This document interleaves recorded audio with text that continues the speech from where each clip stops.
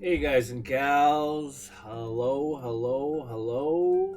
Hey guys and gals, what is good today? What is good today? What is good? Welcome, welcome. Thank you for stopping by. Thank you for hitting that play button. Turn it up. I love it. Thank you for the support, checking it out. That makes you awesome, Sawsome. Let's go. I know I kind of spam chat, but just to get it all done and out of the way, let's go. Get final mod stuff done, and then yeah, let me check the stream here. Out of the way. Perfect. Sounds like we're golden. Golden like Freddy. Okay. Turn it up.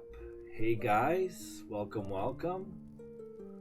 Gals, let's go. Okay, I think we're good on the mod stuff. Hopefully, I didn't miss anything. Let's get going. Let's get right into this. This time I'm gonna try my best not to go on a tangent. Yeah. We'll get right to it today, guys and gals. Where are we here? Just kind of getting to where we were last. I know we're working on just running a Hello World program. I could quickly, I guess, show you just a blank, empty console application or program if you want. We could do that, and then we're gonna kind of just quickly do a hello world, I guess, and then continue. Okay, where were we? Let's see. So just do a little bit of reading here, kind of recap. Welcome, welcome. Thank you for being here, hitting the play button, or maybe, being here, lurking and twerking. It's awesome of you. Okay, it is difficult to read a program to yourself if you don't know how to pronounce the special characters and keywords. You read the first line, pound include. Okay. How do I usually say it? Can't even think of it now after reading that. Hashtag include, I guess. That's what I call it. Yeah. Others say sharp include, IO stream. Yeah, of course. IO stream, that's common. Yeah. That's our library.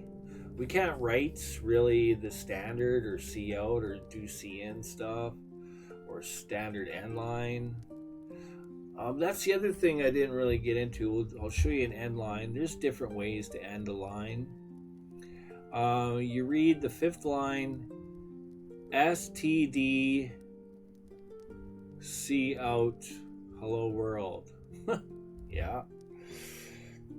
Or you can go colon as well if you wanted to.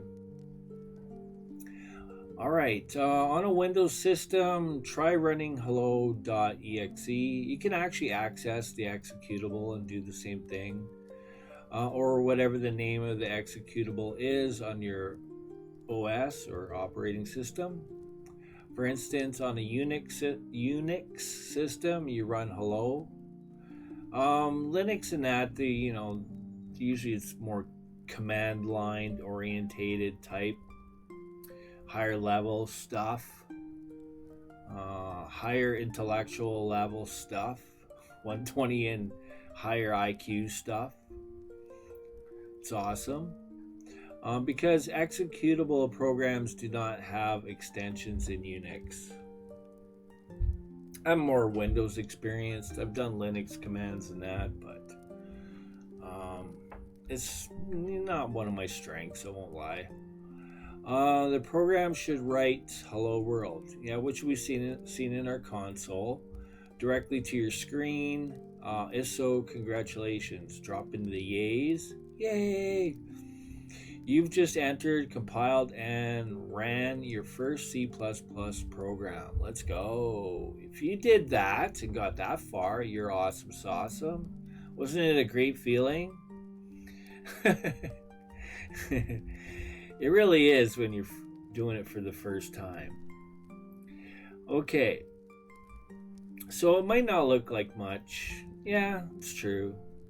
But it's something. You made the magic happen, right? That's key. But almost every professional C++ programmer started out with this exact program. Yeah, it may not have been hello world, but they would have written out some standard C out quotations, some string literal of some sort. Continuing on, some programmers using IDEs such as Visual Studio or Borland C++ Builder will find that running the program flashes up. Borland, I don't know if that exists or not now, guys. Kind of doing it's 20-year-old lecture, but it's all the same. The terminology, there are things that have changed over the years, but for all intents and purposes, coding's coding and the theory's all the same. Okay. Let's see. We'll find that running the program flashes up a window, which is a console, that promptly disappears with no chance to see. Yeah, that's why I have the pause line, which I'll show in a sec. That pauses the console. Because, yeah, it does. That's true. It'll flash and close quickly. With no chance to see what result the program produces. If this happens, add these lines to your source code just prior to the return statement. Char response, standard cint, okay. But, okay, so, alright, before I continue on more, let's get into this. We'll do a little, let's just do this, okay? So I'm going to close this, and we're going to bring up Visual Studio. I'm going to actually close this. Just to lessen the confusion, and then we're gonna do a brand new application, and I'll just kind of copy and paste stuff as I go, I guess. Let's see, hold up. I could actually bring up a brand new document, and I'll bring up this one quickly. This is just one source. So I'm going to go like this, and then I can kind of just copy and paste back and forth. Let's see, I'm going to file save as 2-2, good enough, 2-2. Okay, so we'll close this, and then we'll do a brand new, right from the beginning application here. Let me have some quick coffee.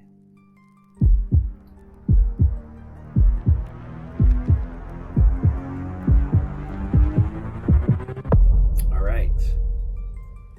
It's great to have you. Thank you for watching. Let's go. Okay. Create a new. Okay, we're going to create a new project. And normally what you can do if you're doing C++, that's kind of what we're doing. You could actually type C++. And then it'll bring up kind of a list of all the different things you can do. It just depends on what you have in your tools and extensions. But we're going to run an empty project. Start from scratch with C++ for Windows, providing no starting files. Okay? And then here it says, obviously the language is C++, Windows operating system, and console application. Okay, I've already got it right here. I can just click it here because it kind of saves. This is kind of stuff I've done before. So what do I want to call it? I don't know. Brand new. We'll just call it brand new. Okay, and then I'm just gonna, a location, like I said, guys and gals, on your C drive, if you're on Windows, just create a new folder called developer or whatever you want to call it. And then you can create a second subfolder called Visual Studio Projects or just Projects. And then another subfolder that might just be C++, right? Because maybe once you're done C++, maybe like myself, I'm like, oh, let me try out C#, right? So I could kind of do both languages and jump back and forth, which is awesome, right? So I myself created another folder called C# series, right? Just to separate the applications. All right, and checkmark place solution and project in the same directory. That's what I do. And here we go. This is what we get. Really isn't a lot. Again, this is starting from scratch, right? So, as just from, if you've been following along, you've seen the int main that we're kind of working with in yesterday. So you have a good idea what's up. So we're going to need that. We're going to need int main special condition function, right? Technically speaking, it is a function. Let me get my act together here. Here we go. Okay. So I just click the source file. We're in our Solution Explorer. If it's not there, you can just go View, Solution Explorer, or Control-Alt-L. Okay, I pin mine. That's what I do. All right, so right here, I highlighted source files. Don't worry about these other ones. Okay, you can. Let's see. Can we go? No, there's nothing else you can do. So just right click. We're gonna add module. Okay. And then when we do that, we want a .cpp file because the int main is actually a .cpp file. Okay, we kind of went over that a little bit, right, guys? On the terminology. Hopefully you've been following and you understand what that means. Okay, I'm not going to call it source. You do have a source file, which is basically the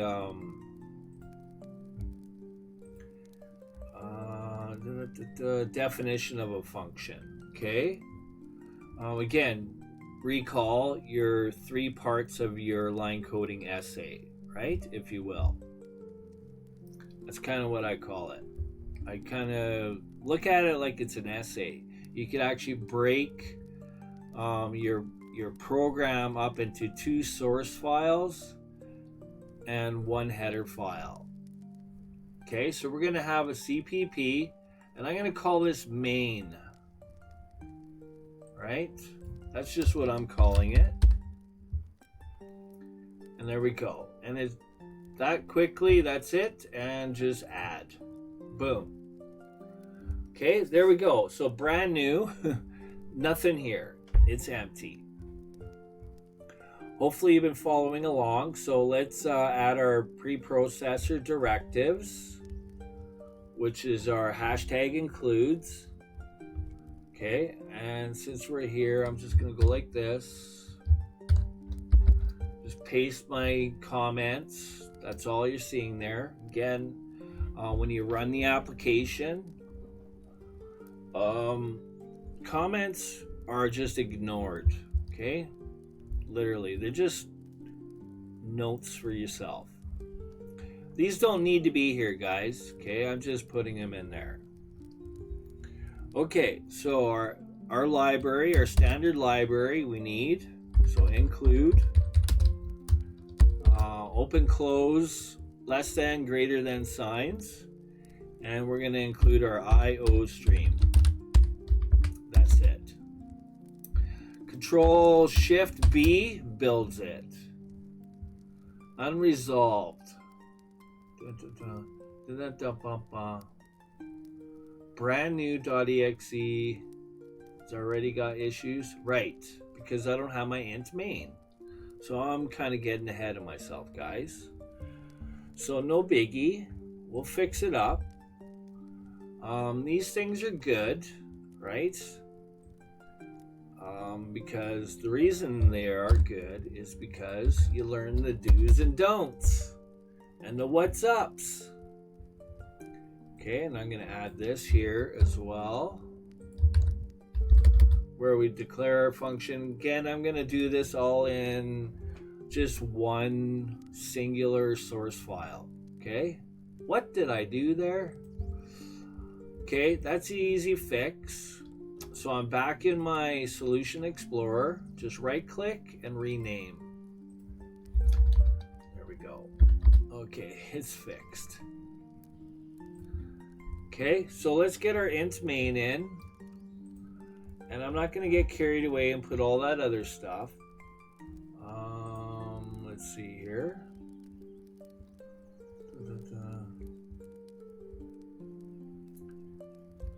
All right. Yeah, that's fine. I got this wrong here, but this is called brand new. Okay, there. All right.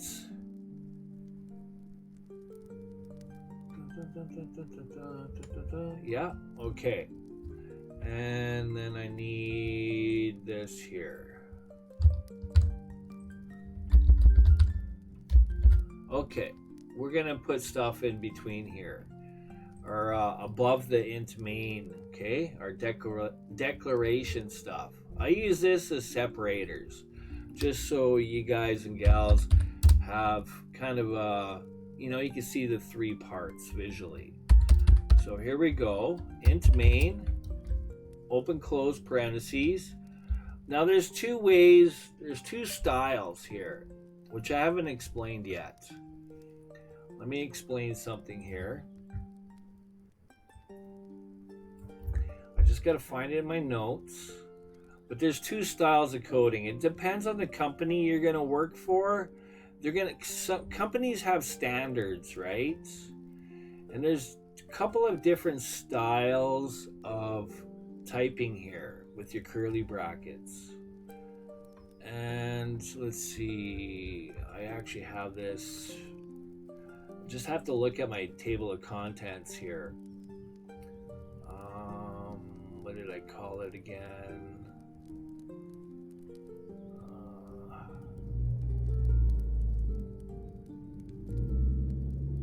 Variable naming conventions, something like that. Just reflecting on my notes here. Naming conventions, we're going to get into that eventually.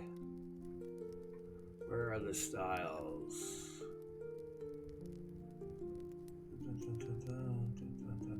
Bear with me, guys.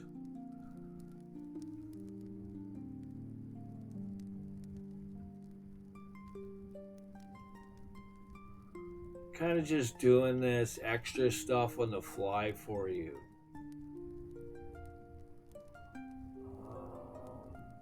I never really thought I was going to be talking about this. I feel like I'm close to my notes, but where is that?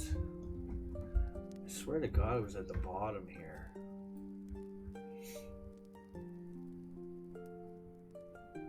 Thank you for your patience. I just want to give you all the good information, right? While you learn here.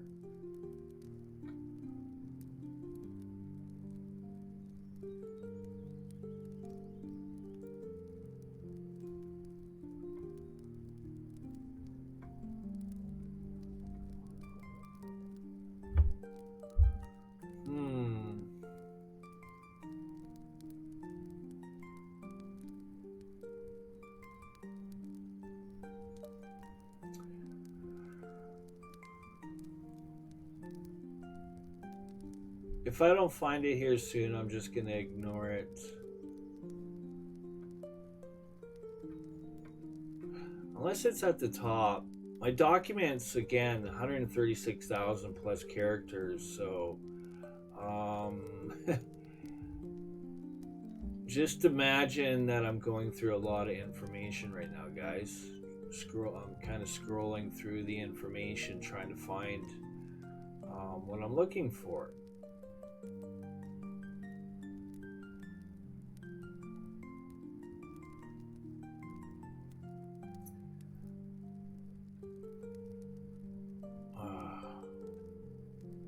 Okay, forget about it. I don't want to waste any more of your time. So there's two styles. There's names for it. I can't even think of the name. K&N something blah blah blah. I just wanted to give you the right information. So you'll see code typed with the curly brackets like this. Again, when I was talking, the brother and the sister, curly brackets, they come in pairs. Okay? Open and close parentheses. I'm just showing you here. But you have to remember that you're always going to have an open and a close. Okay? I call it brother and sister. So here's one style where the curly bracket is right here with a space beside the parentheses. And the closing bracket is kind of just down here. You can go like this, space this out. But you'll see this style, and other people will code with this style. I started when I was first coding and learning, I started with this style, but now, I'm doing this style. Again, I don't want to waste too much of your time trying to find what that's called. Again, my document's so long. I got so much information. I could literally write a book with it. It's insane. Well, it's insane. It's a good insane. A good insane. Excuse me. Okay. So there we go. So I actually can run this now. And this is the point where we're going to get where, recall when, let's see, we'll find that running the program flashes up a window that promptly disappears with no chance to see what result the program produces, right? So Control-Shift-S and then Control-Shift-B. That should get rid of that unresolved, right? Now I have an int main. Now, if I actually run this, the shortcut, I'm going to run it without debugging. So that's Control F5. So you'll see it just goes opens. It did stay there. That's crazy. Press any key. I don't know why it stayed there. Normally it just flashes open and closed. I don't really have anything telling it to wait. Now they're saying if this happens, add these lines to your source code just prior to the return statement. We didn't add our return, so recall, we're going to get into functions. This is actually a function, so you might as well get used to what a function looks like. Int function parentheses with 2 curly brackets. That's a function. These are for your arguments, and this is for your body. This is your body, right, of your function. Whatever you want, output it. Okay, it's whatever, it's the magic. All the magic happens in the curly brackets. Okay, I'm gonna delete that because that will be a problem. And then now I'm gonna do this. And then we're going to add our return as well here. Going back to what I was about to talk about, every int function, this is an int or integer. Main function is a special case function. It's basically when you're creating a program, you need this main function. Okay? This runs everything that you put in here, okay? So I'm going to go like this, return 0. Boom. I'm just going to go like this because I didn't like where it was, and go like that. Control-Shift-B, Control F5. As you can see, there's no spaces or anything, but this is really just part of the console that gets run out. Okay? I have no control of what's here. Okay? So don't worry about it too much. Alright, so they were saying char response. Actually, let's do our standard cout again. Okay? Standard. Again, you can't do this without including the IO stream. That's critical. And these are all you see these purple cubes? These are all methods. Methods are part of classes. A method is essentially a function, okay? The fine devs that created all this for us, guys, to make our life easier. We don't have to create all these methods because they're already done for us. A lot of the work is done. Okay, see out. Quotations whenever you want to speak, if you will. Hello,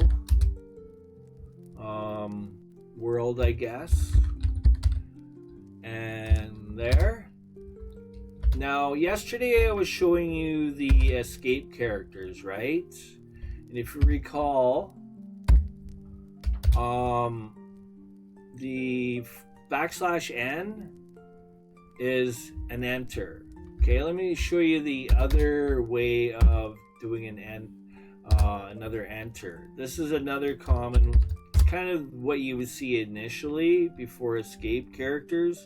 You would see this standard end line, end L, semicolon. Always finish your statements with a semicolon. Okay, so I'm gonna build, I'm gonna run, and there we go. Output in our console, hello world. I'm gonna get rid of this stuff here. I'm gonna have it clear this. So we're gonna do that next. So I could click X or just hit EX, any key, whatever, gets rid of it. Okay. So I want to clean up things. I'm going to do a system pause.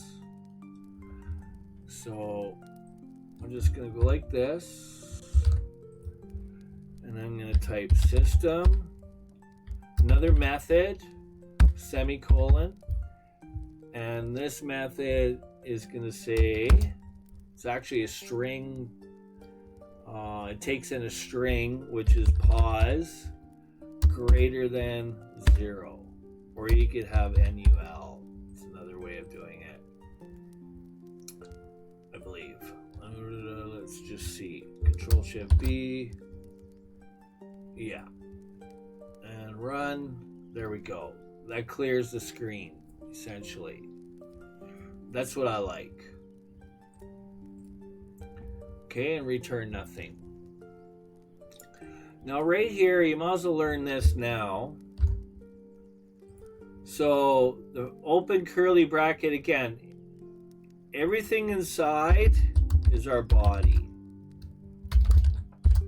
Okay, all our code between the curly brackets. Okay, so right here at this curly bracket is basically the end of the program. Okay, all the magic happens in the int main. Okay, information we put here and down here, well, it's information that's necessary for our program. Okay, we kind of separate and organize. All right, again, the 3 parts of our line coding essay. I've already shown you this is our introduction of our line coding essay. Okay, and again, this is our body. Just gonna delete that. Body of our line coding essay. Why do I always type that instead? Okay. And then lastly, we have our conclusion. All right, guys, where we put our definition. Okay, so take note here, when we actually break our program into 3 main areas, we're going to create a add module. We would create another CPP and call it source. Okay, and then we would also create a singular header, so a .h as well. You don't need it, but well, you kind of do. with C++, you kind of, yeah, I don't mean to say you don't need it, but there, if you're just doing everything in your main, you don't need a header, right? So, not to go on a tangent here, but I'm going to try to stay on track for you guys, okay? So anything above the main is our header, okay? Now our header, when we create our functions, we have to tell the program, hey, there's a function we made. You're going to need to find it and utilize it in our program. But we have to call the function. We'll talk about that in the future. Stay tuned. So we tell the program about our function here. In other words, it's called declaration of a function. We will do more functions, but you might as well learn all the lingo and the terminology ahead of time. Okay? And down here in our conclusion is where we define our function. Basically, anything in the body of our function is, because even the function does magic. All right? You'll see when we get there. Okay, guys and gals? Stay tuned. So there we go. So I did this for you just to kind of organize it and show you the three main parts. Intro, body, conclusion. Okay? Should we drop the yays? What do you guys think, huh? Gotta have the yays. Alright, give me a sec. Let me find it. And here it is. No, don't do that. Yeah, dust. So bad. Dust is bad. It's really bad. Where I live, I'm just waiting for the commercial to get rid of. So where I live, there's I'm kind of close to a main road and buses and all that. So there's a lot of traffic, which creates a lot of dust.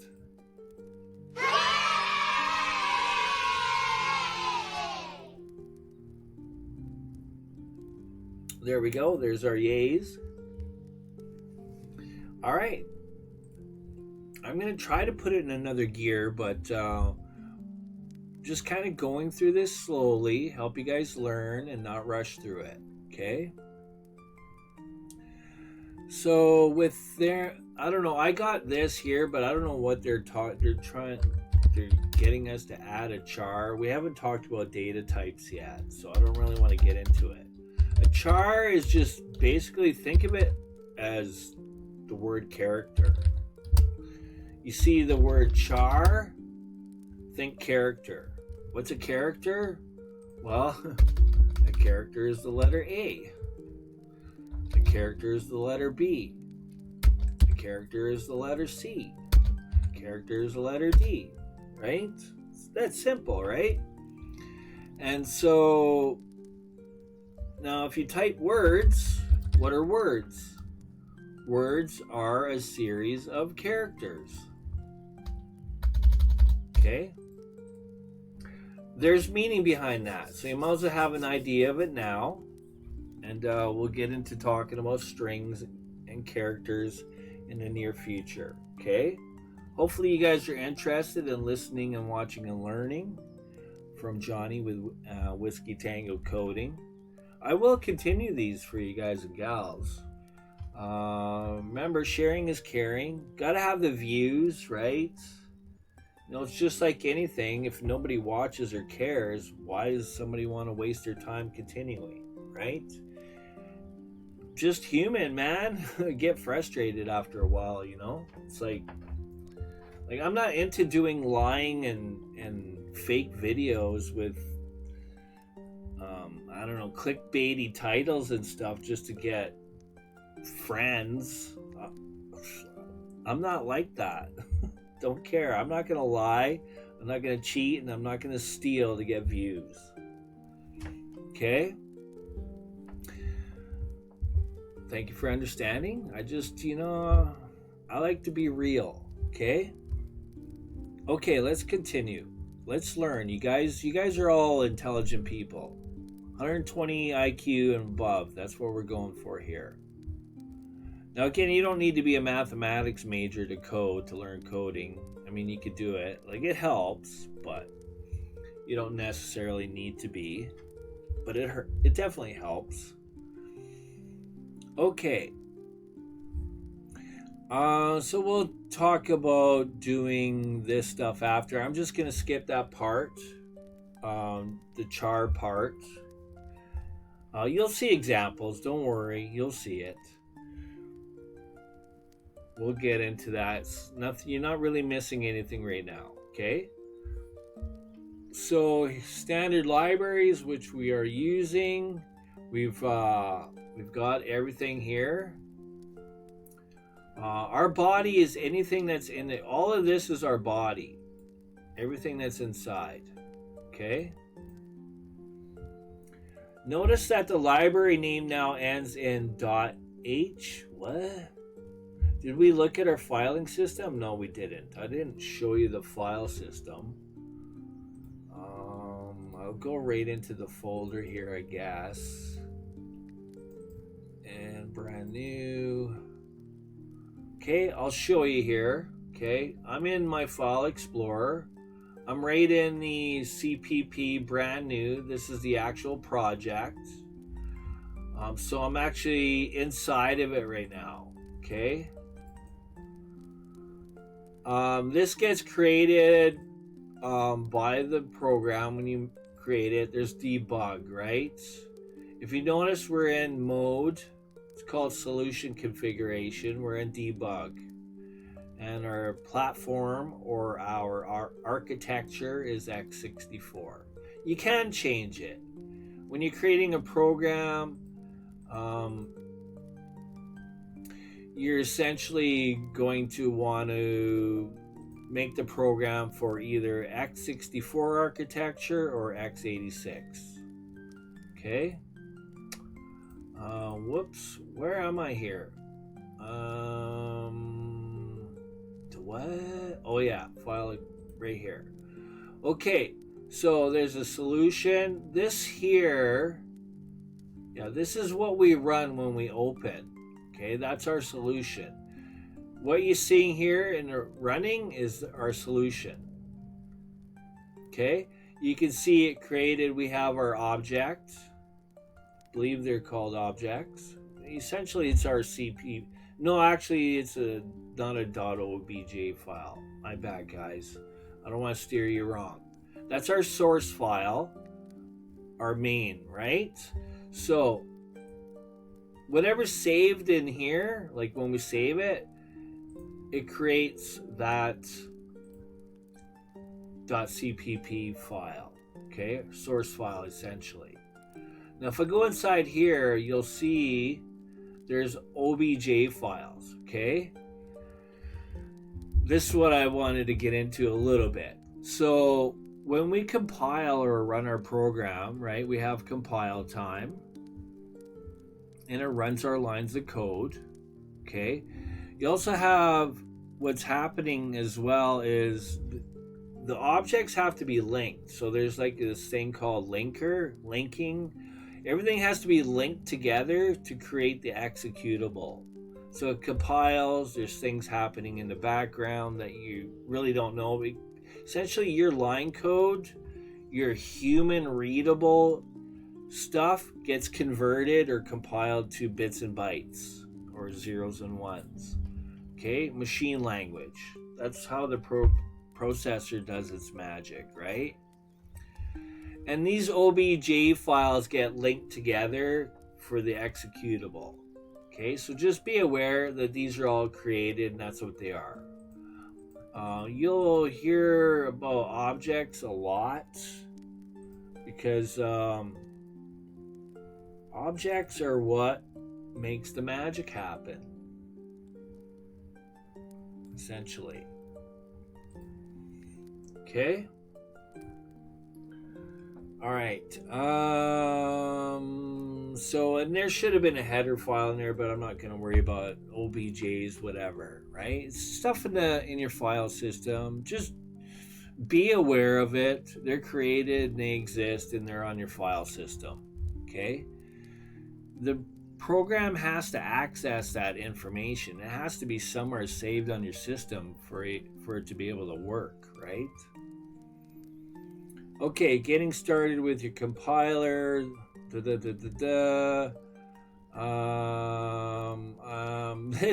Microsoft Visual C++ 6. I'm currently using 17, so we're way into the future now. Skipping through some of this reading just to speed things up. They're talking about Win32 in this. 64 didn't exist 20 years ago. Let's see. Okay. Compile errors, right? Compile time errors are basically errors. Like, let's say I had a syntax. I just deleted the semicolon. That would be what's called a syntax error. So if I run this or build it, I'm going to get a syntax error. View error list and output. Just to show you, you can actually view them through your view. Okay? It's just what I use when I'm debugging or looking for errors. Okay? You can do what's called debugging. I run a debugger, but from experience, I don't need that. I already understand how when you run a program or run the application, what happens, that everything is line by line until... That's the other thing I wanted to explain. I did find it. Let's see.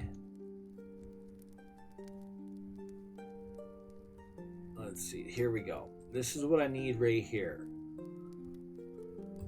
Okay, I'm going to go like this. And like this. Okay, I found it. Remember, I was trying to look for it yesterday for you guys and gals. I found it. And I pasted it here so I could just quickly do it. Note that a program is executed line by line. Line by line. Okay? In the order it appears in your source code until a function is reached. Okay, currently we don't have any functions. So because there's no functions inside the body of our main, everything is going to run line by line.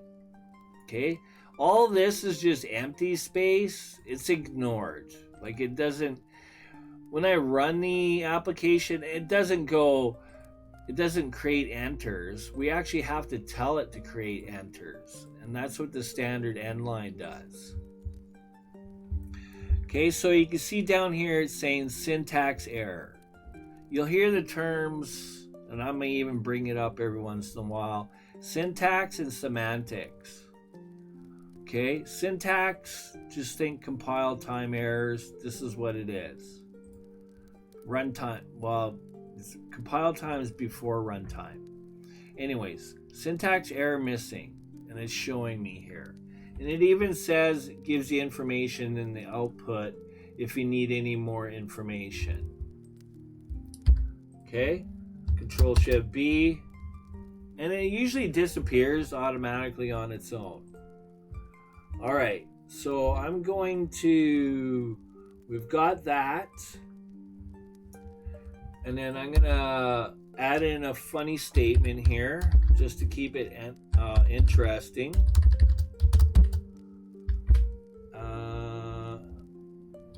So that's one way of having an enter. Here's another way, by going like this. Remember, this is a singular character. The escape key is really not considered. I don't know how that kind of works. To me, you can see it's two characters. You can only have a single character such as A in single quotes. Okay? If you want to type a series of characters, you have to use double quotes. Okay, just to give you a heads up here. Okay, but you can't get away with this. So it's another way of doing an enter. You could either do standard end line or use this single quotes with a escape character \n. Okay, the escape character is the backslash. All right, so I'm gonna paste this in because I'm a little bit of a lazy typer and I've already typed it once. So let's build that and run it. So what this does it goes line by line, right guys? Now if I didn't have this end line, let me show you what happens. Okay, I'm gonna build it. So what you see here is what looks like two lines, right? And you think if you run it, it's gonna run it and display it in the same fashion. No, it's not. Watch this. Boom. As you can see here, there's no space, right? If you notice, there's no space between the exclamation point and the quotations, hence why there's no space. So take note, and it's kind of mind-boggling, but a space is actually a character as well. And I'll show that to you guys in the near future when we talk about the ASCII table, okay? A space is actually a character. So no space here, and there's no enter, right? That's what the standard end line does. So let me show you. The standard end line actually creates that enter. See that, guys? This \n is the same thing. Just think of it as an enter. Okay? And as a matter of fact, this is what I had kind of last stream. Hello chat, or whatever your name is, right? So I'll get rid of that. We've already done the hello world. I'm gonna build that. It's kind of like refreshing the files that are on your system, right? You have to it actually, if you just run it, it'll build it anyways. There we go. I did the same thing. I don't have an enter here, right? So you can see they basically no enter. It just runs this line exactly in line with this line. I call it inline. Okay, so let's put our standard end line again. I'm not going to be lazy because you can actually go using namespace standard, and if you add that underneath your hashtag include, you won't have to type std all the time. Okay, I could run this and it'll run with no issues. Okay, so but I'm not going to be lazy. I'm going to use the standard end line. All right, and if I run it again, there we go. So if you don't like the way it's displaying, let's say you want a space in between. How do we do that? Well, there's a couple of ways to do it. We could simply go like this and go like this, and that creates, this here creates an enter. This is a legal statement, and it'll run, no issues. And there we go, it created that space. So that's one way of doing it. It just depends on what you like and how you want to write your own code, right? I got to the point where I was doing this single quotes \n to replace this. And I could do the same thing. Single quotes. Actually, if you actually highlight stuff, it'll actually put it in between. But so if you noticed, I went like, let me just undo this. You see that? As soon as I kind of highlighted it all, and then went shift. Whoops, didn't want to do that.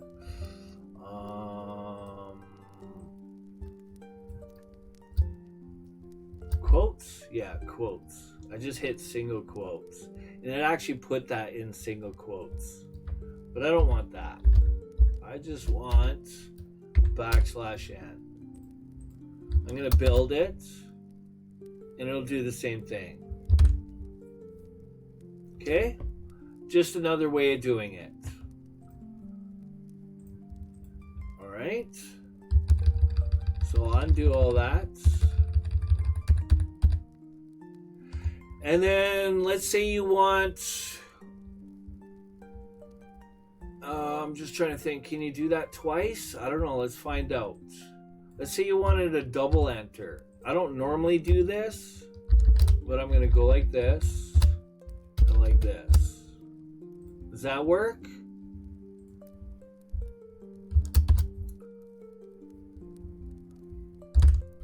It does. Look at that, guys. So you can do that as well. Whoops.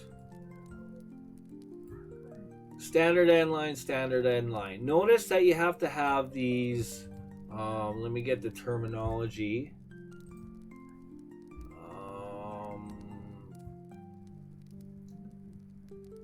They are called stream insertion operators. Stream insertion operators. Okay? For the C out.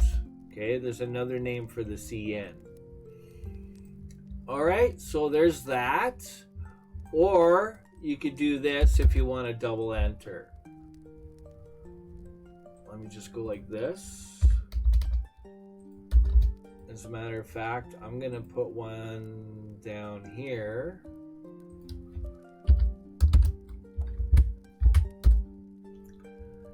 STD double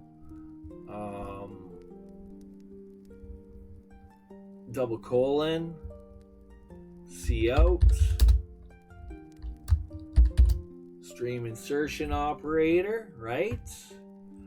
Again, guys, gals, I'll be clear about this.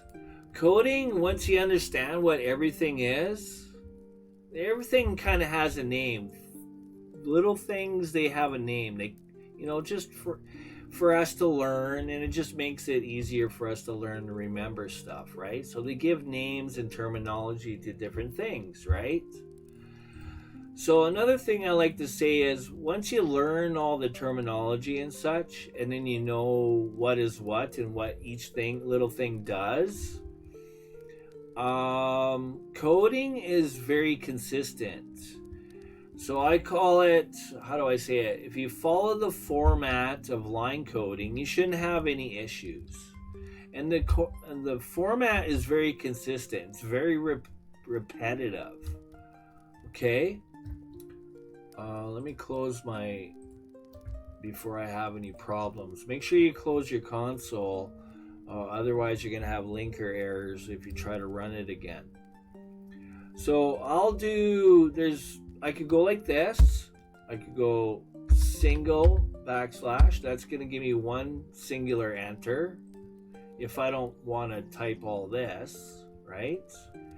Or, again, when you have more than one character, you have to use double quotes. So, yes, we're using the escape character, but technically speaking, it's not really considered a character, but the N is. Okay, so that's 2 characters.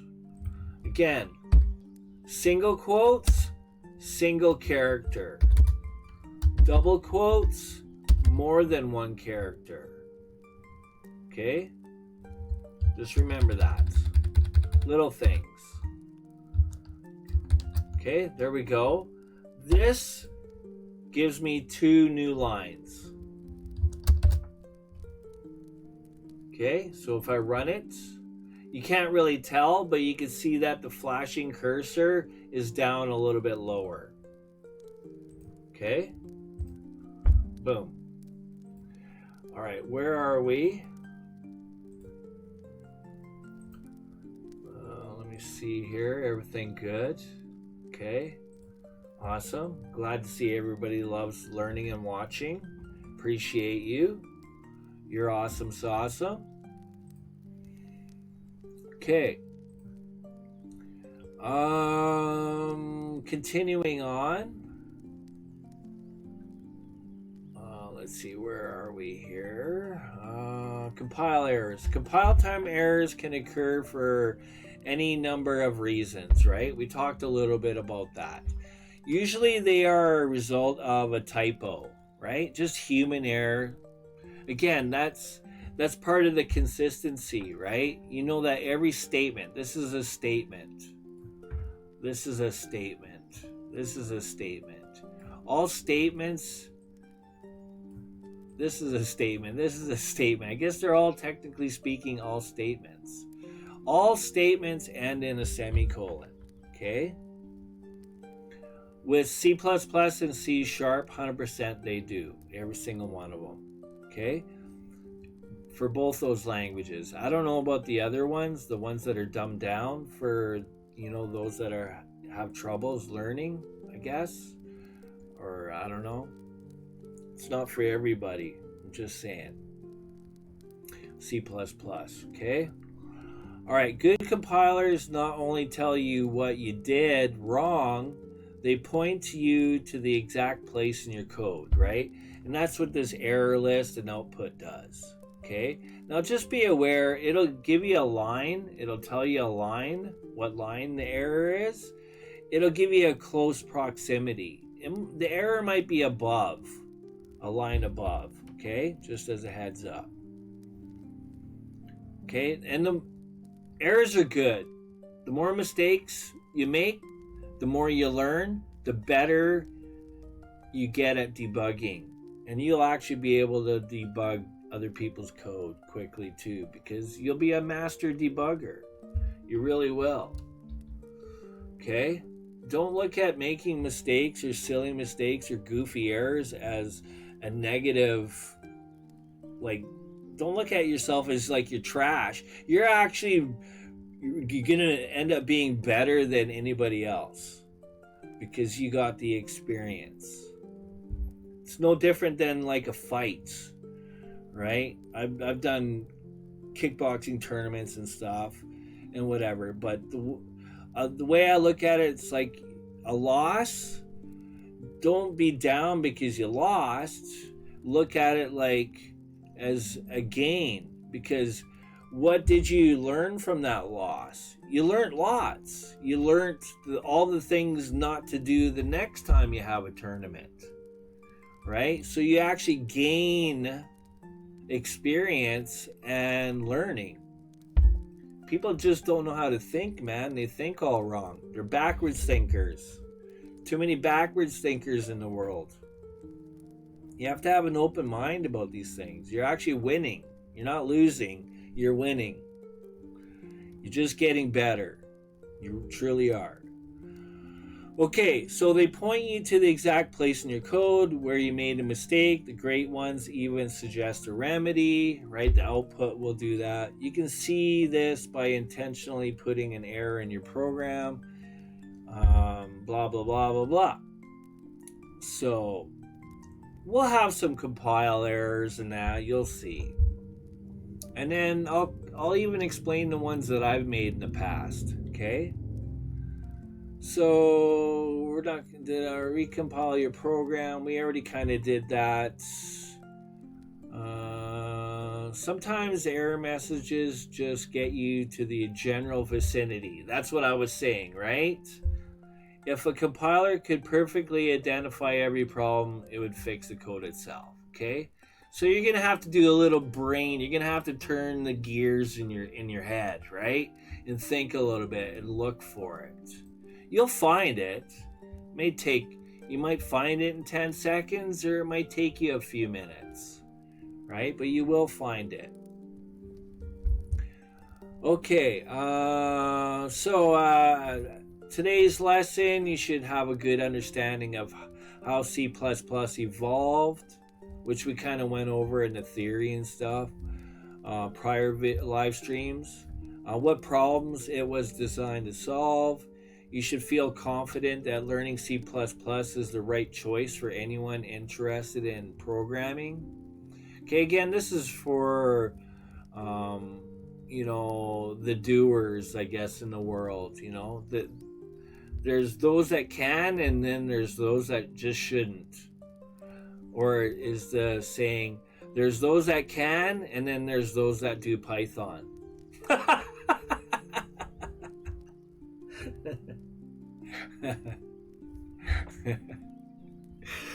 Oh, shit. My bad. That was hilarious.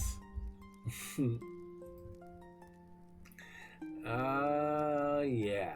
Okay. What did I just do? That's wild. Okay. All right. What is the difference between a text editor and a word processor? Well, text editor, I think maybe Notepad. Word processor would be like Word application, Microsoft Word.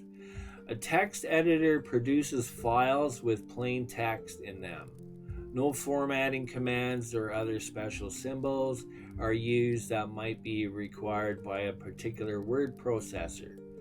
Again, you only need Notepad for code. You don't need fancy bolds and stuff like that. Again, the code is written in the same font style. Simple text editors do not have automatic word wrap, bold print, italic, and so forth, right? If my compiler has a built-in editor, must I use it? Almost all compilers will compile code produced by any text editor. The advantages of using the built-in text editor, however, might include the capability to quickly move back and forth between the edit and compile steps of the development cycle. Sophisticated compilers include a fully integrated development environment, enabling the programmer to access help files, edit and compile the code in place, and to resolve compile and link errors without ever leaving the environment, right? Or IDE. Can I ignore warning messages from my compiler? No, you cannot. I'm going to say that right from the get-go. You'll just end up having still compiled time errors, right? Compilers generally give warnings and errors. If there are errors, the program will not be completely built. Okay? You can't have any. Still has to run. If there are just warnings, the compiler will generally go ahead and still create the program. It just depends on the warning, right? Many books hedge on this question. The appropriate answer is no. Yeah, which is true. Can I ignore warnings from my compiler? The answer is no. Get into the habit from day one of treating warning messages as errors. C++ uses the compiler to warn you when you are doing something you might not intend. Heed those warnings and do what is required to make them go away. Some compilers even have a setting that causes all warnings to be treated like errors, and thus stop the program from building an executable. That, I believe, I haven't done it myself, but you could right click here, go properties. I think it's in properties, and then maybe somewhere in here, warning levels, right? There we go. And that could be what they're talking about. You could actually turn off the warning levels. I leave it the way it is, default. I don't mess with it. They got it all set up pretty good for you guys anyways, so when you get more advanced, you'll know kind of how to play around with, stuff in the background here. Basically all the attributes, if you will, and properties. Okay. Let's see, where are we here? What is compile time, right? Compile time is the time when you run your compiler, when you run it. In contrast to link time, look how fast that ran, right? That ran pretty quick, right? So there's linking that's happening with the OBJ files, right? In contrast to link time, when you run the linker, or runtime when running the program. Runtime is like dynamic. You'll hear the word dynamic. Just think movement, in motion, activated, running, right? That is dynamic. Okay, so this is just programmer shorthand to identify the 3 times when errors usually surface. Okay, let's see. So here's we haven't talked about data types and such yet. So they have some exercises and they kind of go right into it.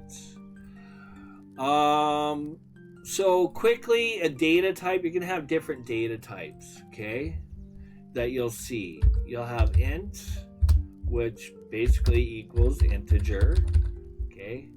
If you didn't sleep in mathematics class, you'll know what that is. You have char is a data type. We talked about that a little bit, right? Char is a data type. What's it recommending here? To make it equal to 0? Yeah, that's because I could actually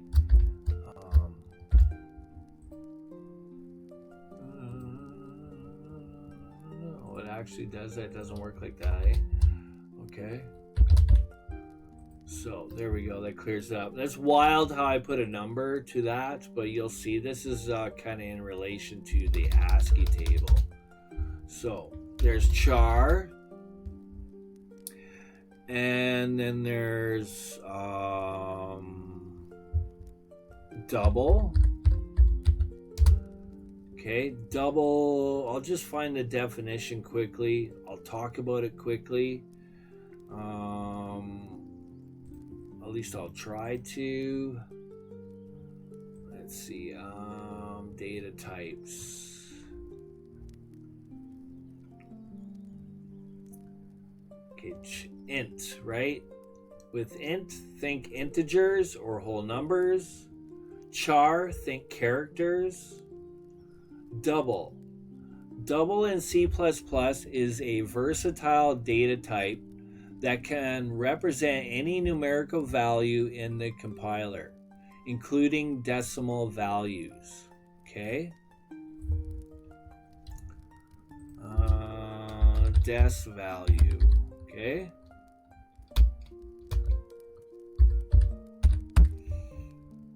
Alright? What's it recommending? That's what these little 3 dots here are for. It kind of has recommendations. So let's see. It's recommending that I initialize. That's what it's called, initializing. Local variable is not initialized. Basically, it doesn't have a value. And you'll understand more why when we talk about memory. Okay? Okay. Let's see.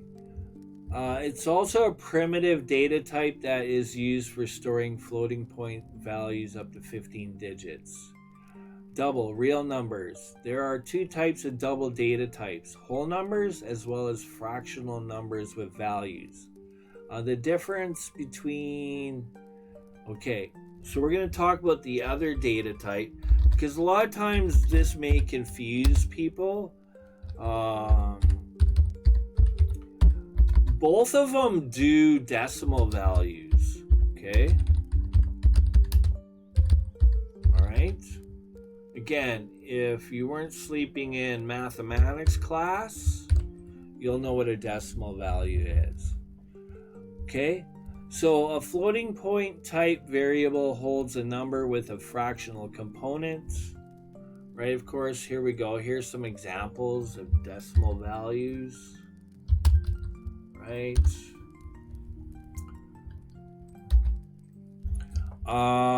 Floating point numbers must contain a decimal point. It's a primitive data type that holds floating values up to 7 digits. The difference between the two, we're going to talk about memory a little bit briefly.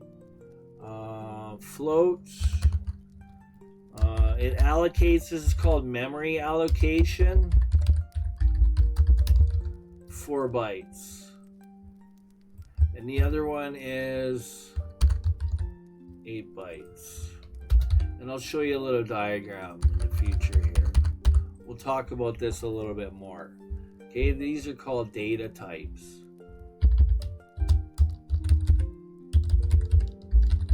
We'll just talk about them quickly here. Okay, and then string is the other one.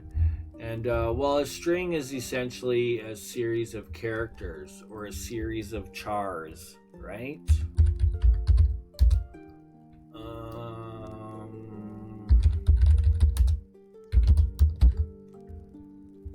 Char,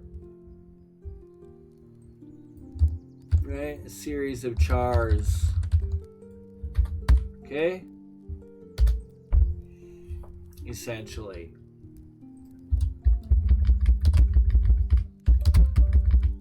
So, string is a series of chars.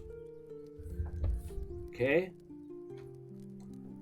And then that'll be another time. All right? And remember, char I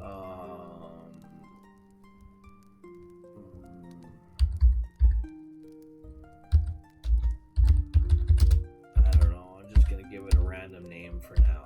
Okay? Now I got some all right. You gotta use standard with string as well.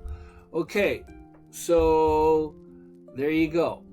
And then of course we talked about int, right? Int is a whole num. Okay, there we go. Some different data types. Quickly. Okay, so with that said, They have a little program here. This is just an exercise. That's why I went over data types, just so you knew what's up. Okay?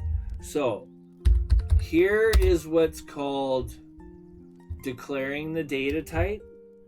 We need a variable. Okay, we didn't talk about variables, but variables could be a singular char, like X, Y, or Z. Right? Typical mathematics stuff. We make it equal to something, right? Don't let this scare you. Math isn't even that hard. It's not, but that's just me. I don't know. Once you understand algebra, mathematics gets so easy if algebra clicks in your head and you can get algebra and ace your exam, algebra is kind of like the foundation. I don't know. If you could get algebra, you could do calculus if you decide to go in college, but that's another story. I love calculus. Derivatives, good times. Okay, int z, right? Z, z, potato, potato, tomato, tomato. It doesn't really matter, guys. It all cooks the same. Okay, 5. So, declare the data type. give it a variable. It's got to equal something. And all ints, remember, all ints are whole numbers. Okay? So I'm going to just give you some basic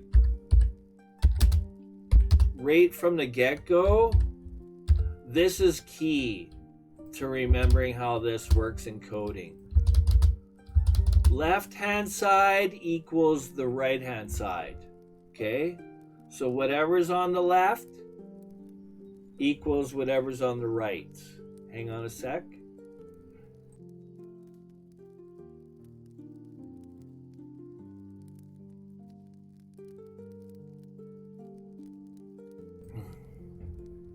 Excuse me. Whew! I had to sneeze there. Okay, you'll advance. This is kind of something you learn when you're advanced, but you might as well know it now. Left-hand side equals right-hand side.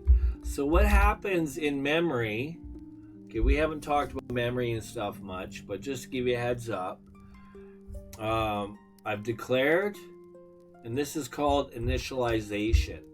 So when I give it a value, that's initializing. Declare, initialize. Declare, initialize. Okay? We're initializing it a value. So you'll hear that, you'll see that term, right? If I go like this, you'll see that I get these little dots. And it's saying show potential fixes. And what it's saying here is local variable is not initialized. Look at that. You've already just became a better debugger. Okay, so it's recommending that it's suggesting to make it at least equal to 0. Okay, this is a memory thing, right? So we are going to talk about memory and such more, but just so you have an idea, we just initialized the variable z to equal to 5. So z equals 5. So what happens is this value is essentially stored in the variable. Okay, that's the key thing to understand for coding. The value is stored into the variable. Okay? Which in turn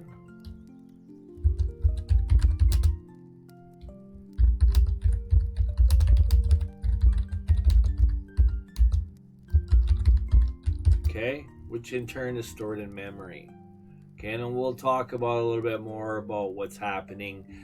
The term is called under the hood. You'll hear that a lot. Right? It's key to understand what is happening under the hood when you run a program, okay? You'll trust, guys, you're gonna be like in demand if you understand this, right? And we'll talk about it more. We'll talk about what's happening under the hood more. Okay, compile time, run time, memory, bits and bytes, all those things, okay? You'll hear me say under the hood. Okay, what's happening under the hood? Well, the value 5 is being stored into Z, okay? So, let's continue and we'll do some more. So I'm gonna change this to X, and then we're gonna use Y. I'm gonna give it the value 7, okay? We've declared 2 variables, and they're both initialized with a value, okay? All right, here we go.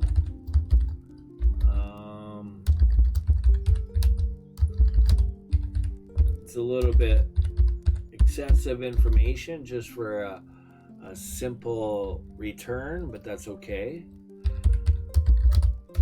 See out. What are we gonna do here? So we've got a little exercise here, okay? And let's try to figure out what it's doing, okay? Look at the following program and try to guess what it does without running it. Okay, that's what we're gonna do. So I'm just typing the code kind of verbatim, I guess. And another set of stream insertion operators. Is that right? Stream insertion operators, yeah. And we have double quotes with nothing in it. Remember how I said, guys, gals? That's a space. And a space is a character too, okay? It actually creates a space in your console. Pretty awesome, huh?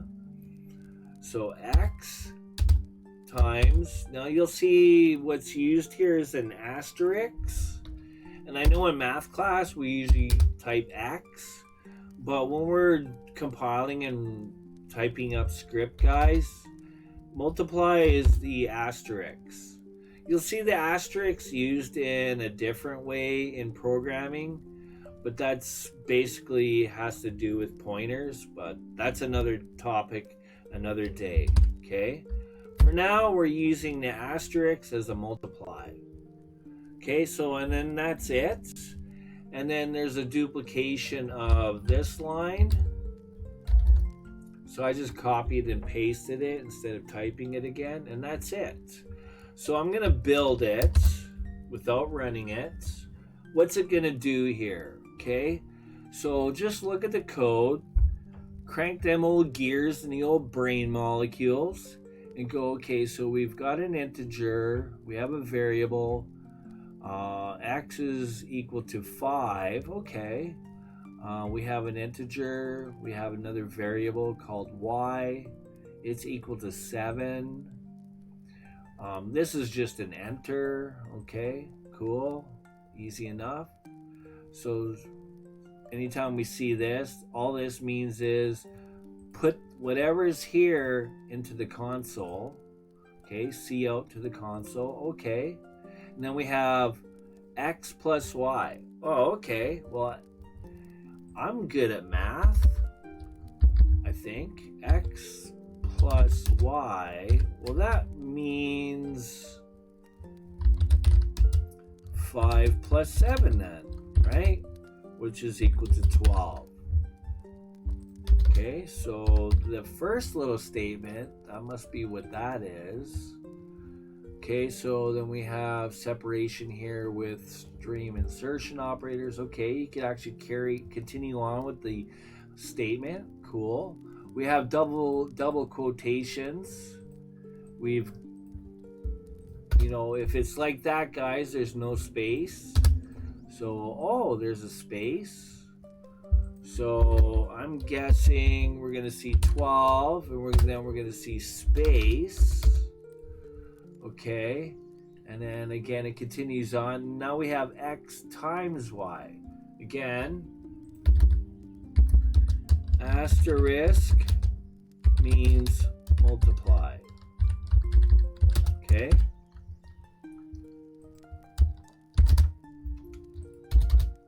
When we're writing it like this, okay? So that means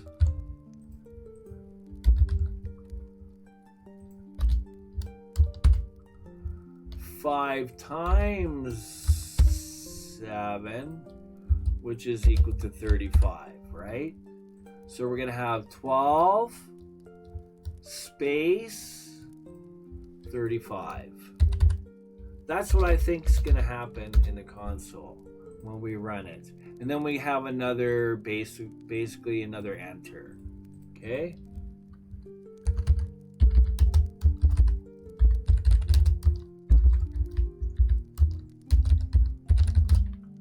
Okay?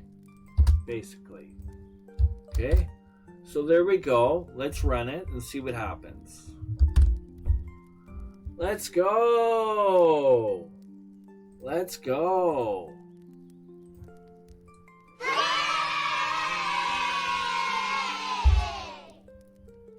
Beautiful. We did it, guys. You guys did it. What a great job. You're awesome. Look at you. Already coding and making the magic happen. Take note, guys, gals. We're still inside the body of the main. Okay, that's where we're making all the magic happen here in the main.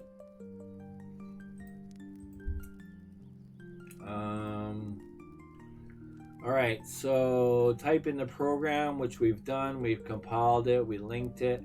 What does it do? Did it do what you guessed? Yes, it did. Yes, it did. It's pretty amazing. All right, type in the following program and compile it. What error did you receive? Okay. I'm gonna get rid of this. Delete that. Delete that. I'm just gonna clean it up a little bit. Control X. I'm gonna put this at the bottom here. And then I'm gonna delete this. Okay. So it's suggesting we type this. Standard : C out. Now, quickly, what are the called in C++? There it is. Okay. I'm just going to write that on my notes here. Blah, blah, blah, blah, blah. Oh, I already have it in my notes. In C++, the double colon is called the binary scope resolution operator.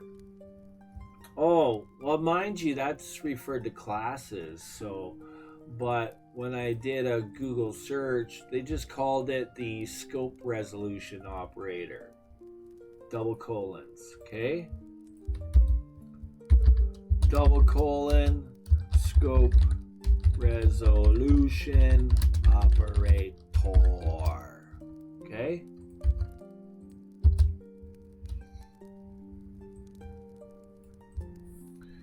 All right. So there we go.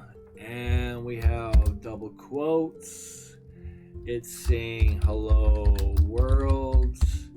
It has a space and it has the \n, and then it's finished with a semicolon.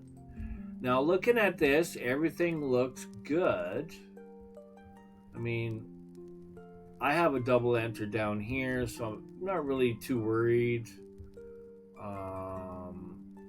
This is actually an enter, so you can do this. Okay, you can see it's different color. I have a theme, my own theme I created, guys, so it might look different.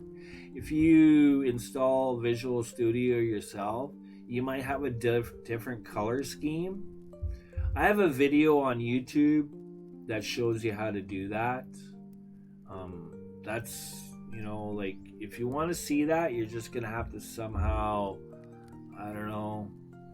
I've been kind of slowly transferring these from Twitch to YouTube because over time, Twitch only allows 1 week for your videos and then they get deleted. Unless I highlight it, then that's one way of saving it, but then you only have so much storage space on Twitch. So YouTube gives you a lot more storage space. Like, I have 500 plus videos on YouTube. 500 plus, 600 plus videos that don't get watched. That's why I'm cynical.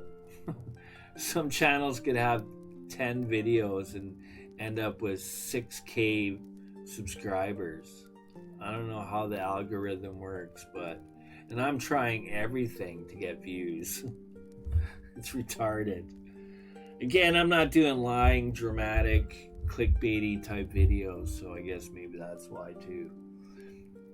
These are educational videos, and it's obviously, only 1% of the world is 120 and higher IQ, maybe. Am I wrong? Prove me wrong. Give me the views. Prove me wrong. This shit takes time and money, guys, gals. Don't mean to swear, but whatever. Okay, so everything looks good here. It looks like it'll run.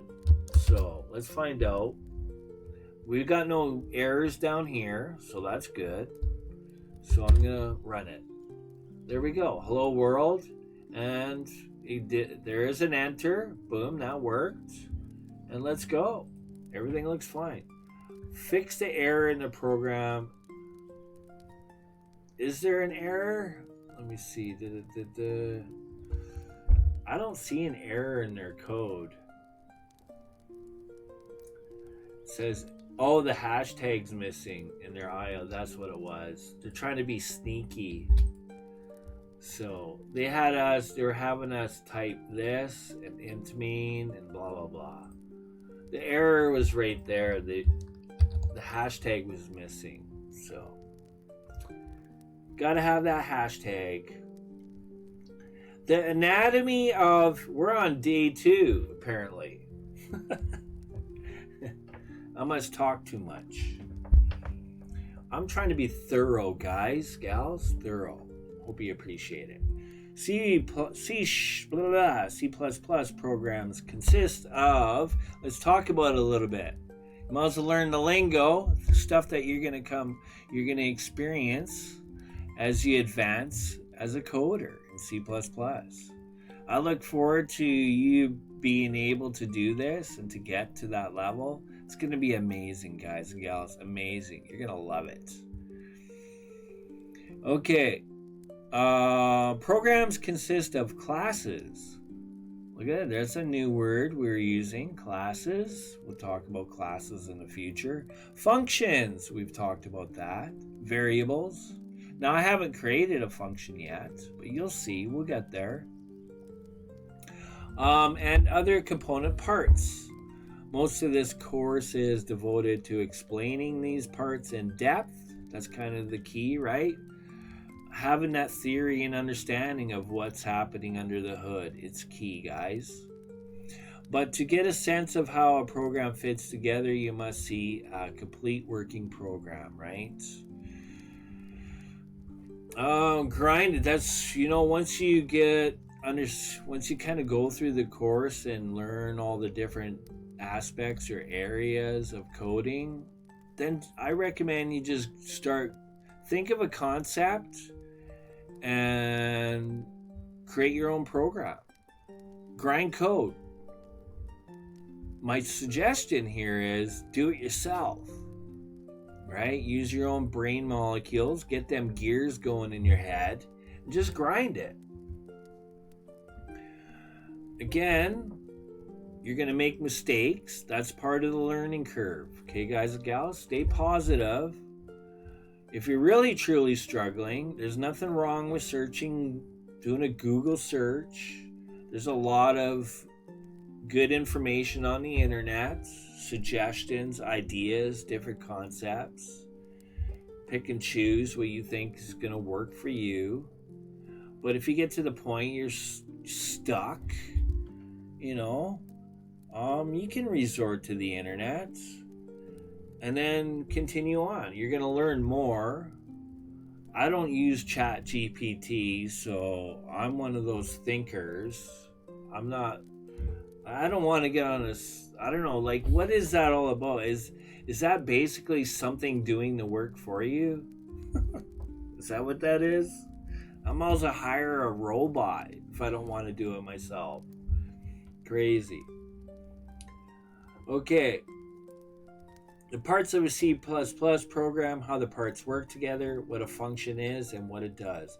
A simple program Even the simple program hello.cpp from day, the stuff we've been doing, had many interesting parts. This section reviews this program in more detail, reproduces the original version of hello CPP for your convenience. I'm going to change it up. We've already kind of done that, so for me it's kind of, beginner kind of stuff.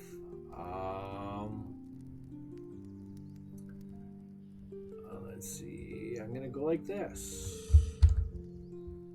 and like this. There we go. Okay, again, remember guys, spaces are characters.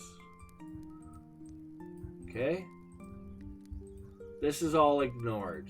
Okay, this does not exist. The compiler just kind of goes from here and goes right to here. I could have that many enters. It's still going to go from here to here. Okay? Whoops. Right, that is something else you can do with your... that's how people zoom. If you hold control and then roll your mouse, I could do that. Should I do that, guys? I don't know. Do you have your glasses on?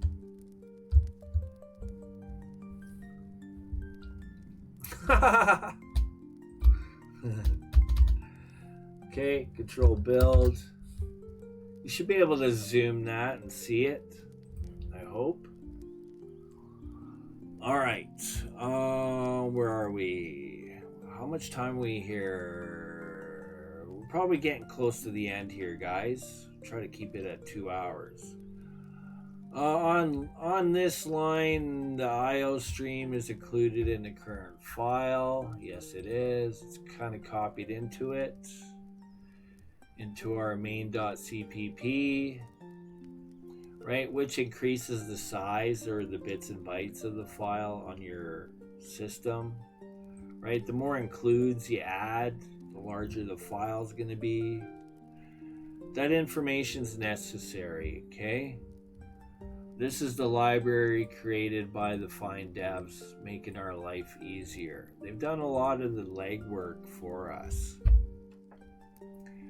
Okay, the first character is the hashtag symbol, which is a signal to a program called the preprocessor. Sometimes I have those notes. Do I have that here? Yeah. Okay, boom, boom. Preprocessor directive, input output stream, or i.e. standard library. Okay, each time you start your compiler, the preprocessor is run first. Okay, just, you don't really need to go into depth of detail. You can actually, I believe you could peek the document, see the code. If you wanted to, you could. You can't do anything in it because it's basically locked, which is smart. Don't want people doing shady stuff in it, because let's be real, there's evil, shady people out there. So yeah, you can look at it, but that's it. So this is run first. The preprocessor reads through your source code.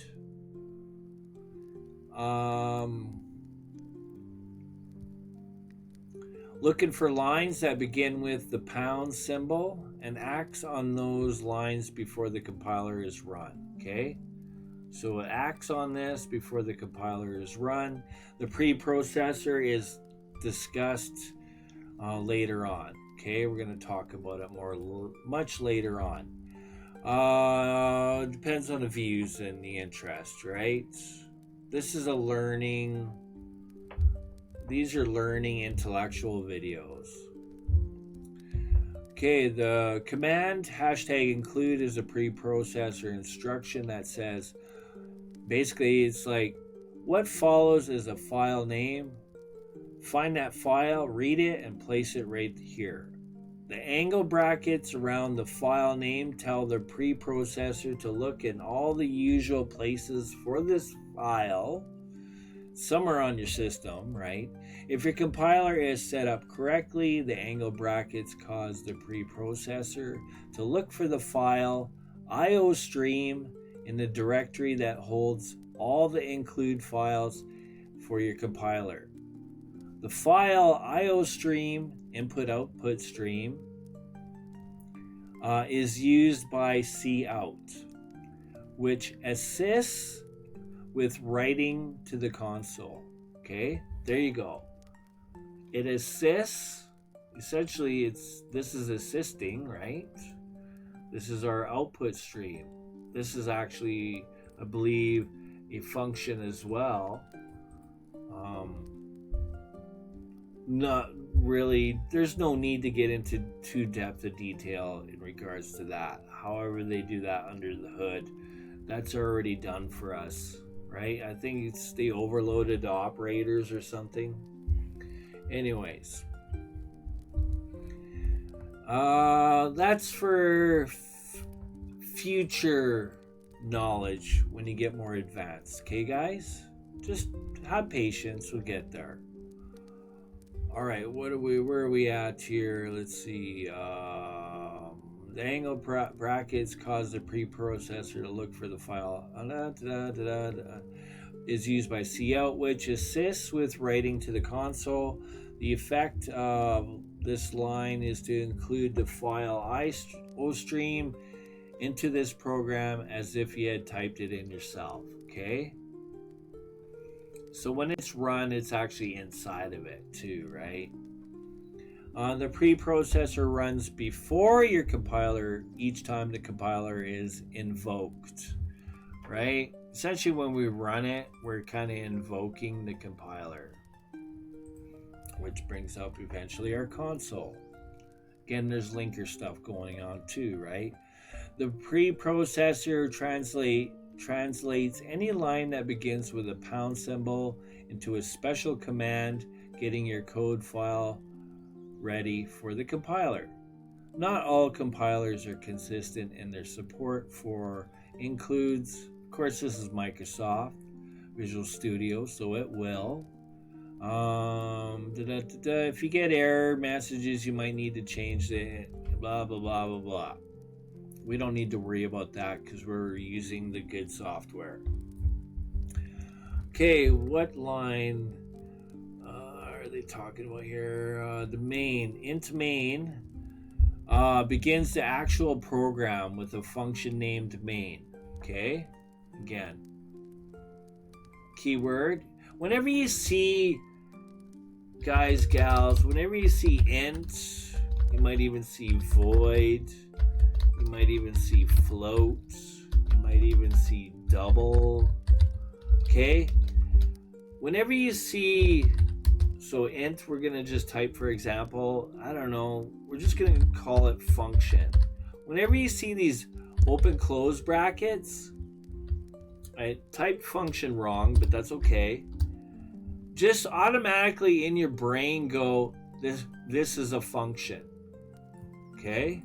Anytime you see this, this is the format. This is what I would call the formatting or the formats.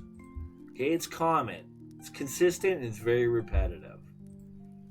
So int main, you see this, you see the open and close parentheses, automatically tell your brain, oh, that's a function, because that's what it is.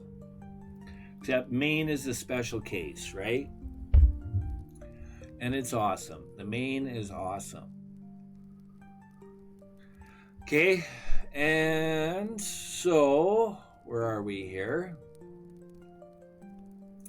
Every C++ program has a main function. A function is a block of code, right? So a block of code, essentially, whatever's inside is a block of code. Between the curly brackets is where all the magic happens, okay? that performs one or more actions. Usually functions are invoked or called by other functions, right? Which you'll see. I'll show you guys how to invoke a function. That's done in the main, right? We'll get there. No sense rushing. Baby steps in the learning process. Okay? Lots of information to take in. It's great to have you guys learning here. It truly is. Appreciate you. Hopefully I'm helping. I hope. That's kind of the goal. Okay. But main is special, right? It's a special case. Okay? So when your program starts, main is called automatically. Again, the fine devs created the int main function. They've done all the magic in the background for us. We don't have to do anything other than make the magic happen in the curly brackets. That's all we need to do. All right? Okay, so main, like all functions, must state what kind of value it returns, right? So that's why we have, like, whenever you see int, the other ones, again, like I said, there's double, there's float, right? I didn't type double right, but you could have an int function, you could have a double function, you could have a float function, okay? All of those have return types. That's what that means. If you hear that term, int, whenever you create an int function or make a new function, it's always going to have a return type. The only one that's different is, and you'll see it, it's called void.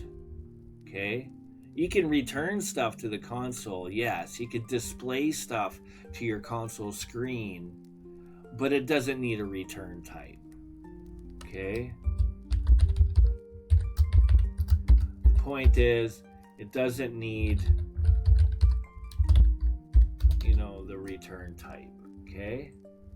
That's just as an example. So I'll talk about void briefly, but you'll see that's another function. It's called void. All right? Might as well know about it ahead of time. We'll work with them in the future. Don't worry, we'll get there. Okay, so the return type value type for main, blah, blah, blah, is int, right? Or data type, return type, however you want to look at it. I guess if you're talking about functions, this would be called the return type. But if you're creating a variable, it would be called data type, right? I guess that's the only difference, right? If you want to differentiate in your head, right? This is a data type. This is return type. Okay? All right. Which means that this function returns an integer to the operating system when it completes, right? Here it's returning 0. Return 0 is a good thing. Let me just hold up. Let's see if I can find that. I had kind of let's see. Just want to give you some more information here from my my book, my coding book, which I never, published. So I'm making 0 money. Isn't that amazing? All that work, making 0 money. Sad face.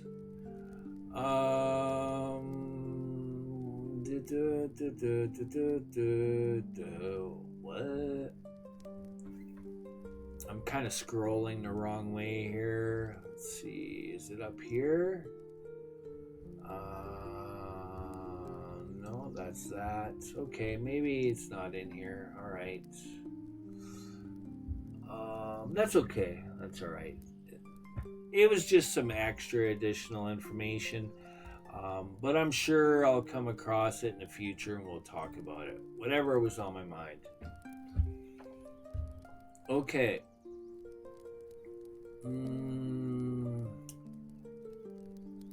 Right, that's what it was. Return 0. A return of 0 is a good thing, essentially, is what I was looking for. I had that somewhere, but I probably deleted it at some point, but that's okay. A return of 0 is a good thing. Okay, that's my point.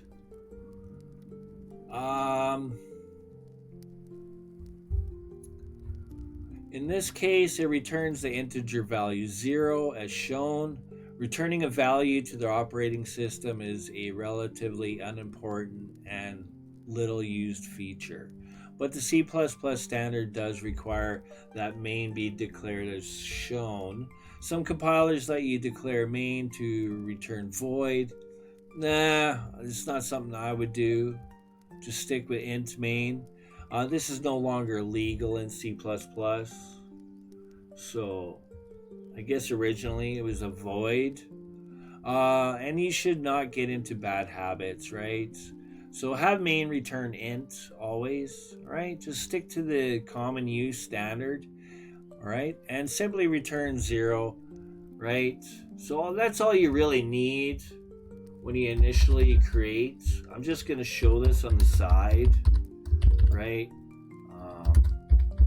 Whoops, I didn't mean to put a double set. But that's all you would need, right? You could actually, if I actually knew how to type, this is all you would need, right? If we just ignored everything that's here. So you include this, and you type this, and you could actually run the program. That's all you need. Literally. Okay? To have a console pop up. I mean, there's going to be nothing there, but you will have a running program. Okay? Make sure everything's good here. Okay, good. Let's do this. Do I need that? I don't think so. I'm just gonna have a double enter here. There we go. Okay. Create some space, an extra enter. All right. Some operating systems enable you to test a value returned by a program. The convention is to return 0 to indicate that the program ended normally, right? So,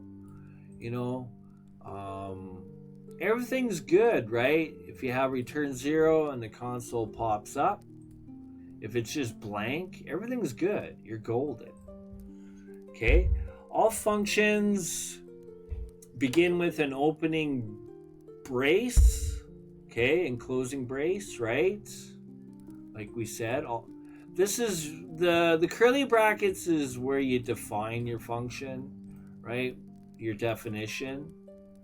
You won't see curly brackets with the declaration, okay? Just as a heads up.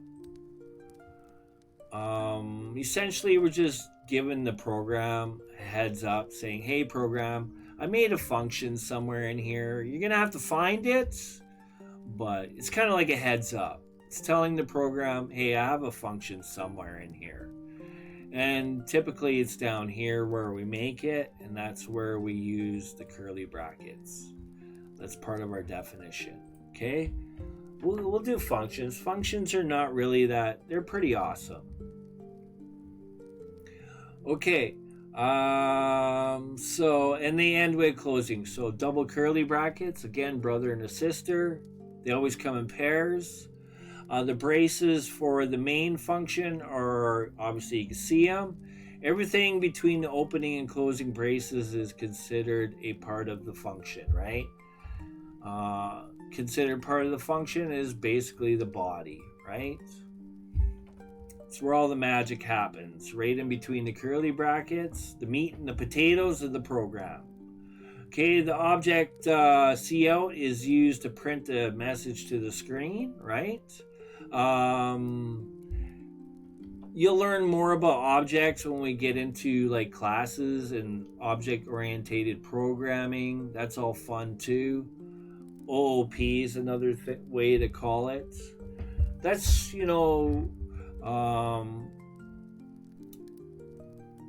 down the road in a couple of weeks, okay? We'll get there. But it doesn't hurt to know about it ahead of time, right? It's all part of classes and object-oriented programming. And see how it is related object CN, working with streams. Streams, that's another thing entirely. Essentially, we're kind of input-output stream. Essentially, that's what we're working with anyways. These two objects, CN and Cout, I guess, they're called objects as well. All right, are used in C++ to handle input, okay, from the keyboard and output to the console, respectively, okay? Cout is an object provided by the standard library. There you go, guys, okay? That's an object. Who would have thunk it? I never looked at it that way. I always just thought of it as character out or console out. That's the way I always looked at it, but it doesn't hurt to know. Also, hey, it's an object as well. Crazy. It's pretty awesome. Okay, a library is a collection of classes, right? Essentially, this is a library. There's more libraries as well. Much more. A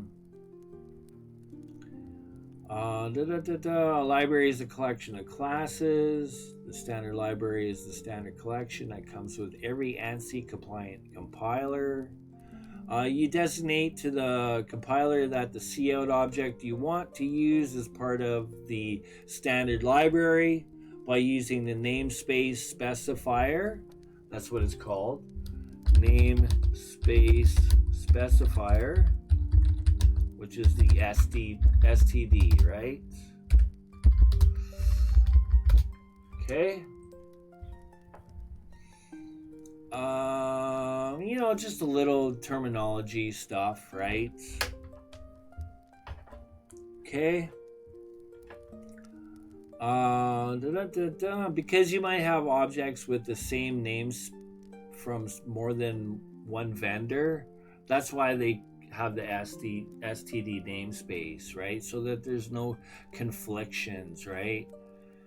C++ divides the world into namespaces. A namespace is a way to say, when I say Cout, I mean the Cout that is part of the standard namespace. Basically, it's being specific, right?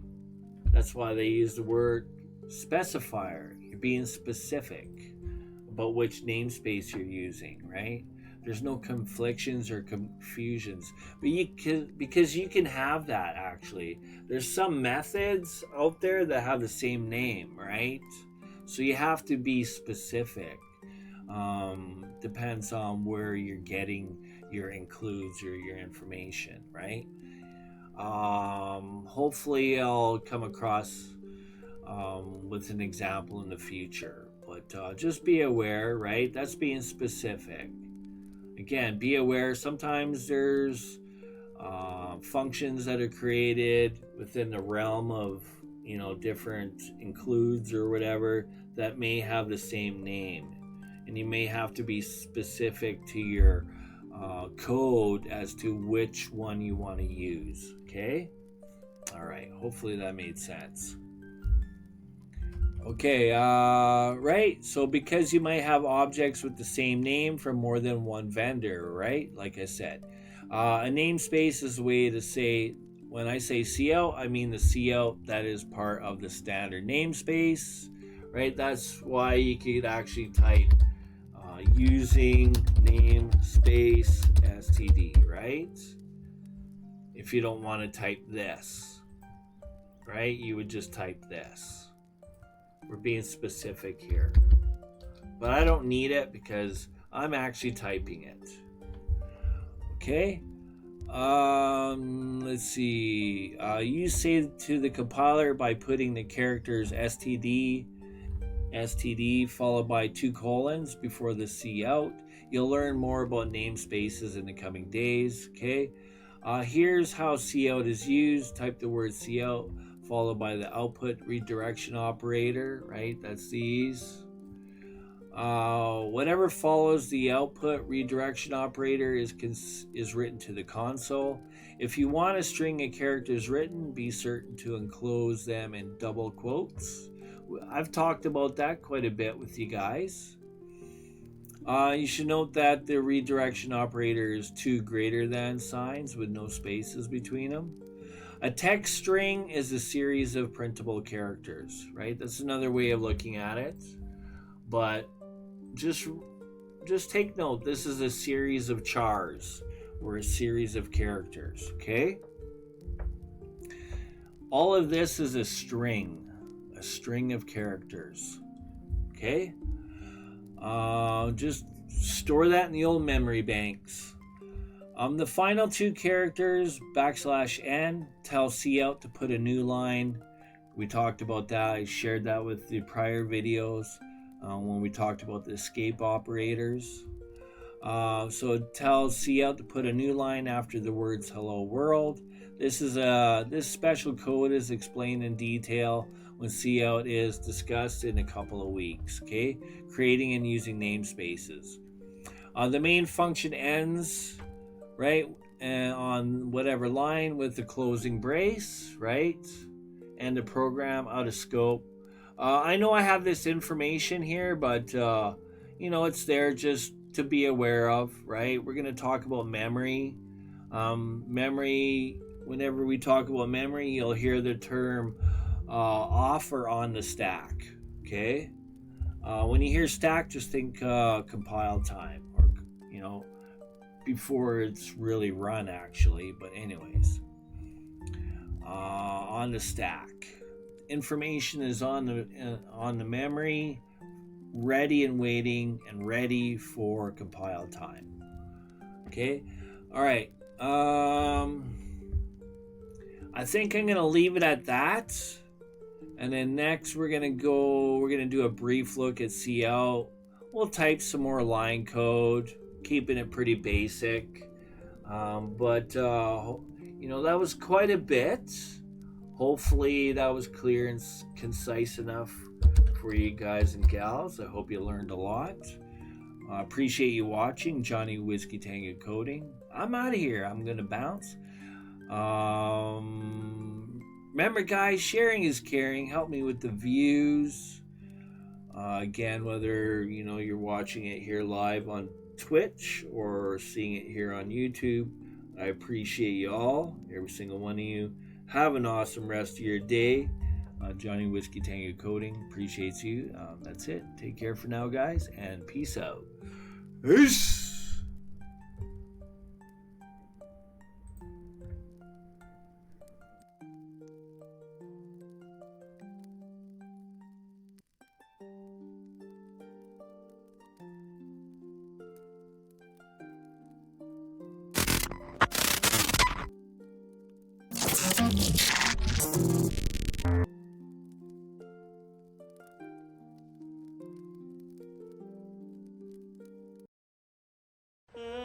Maybe I don't understand this.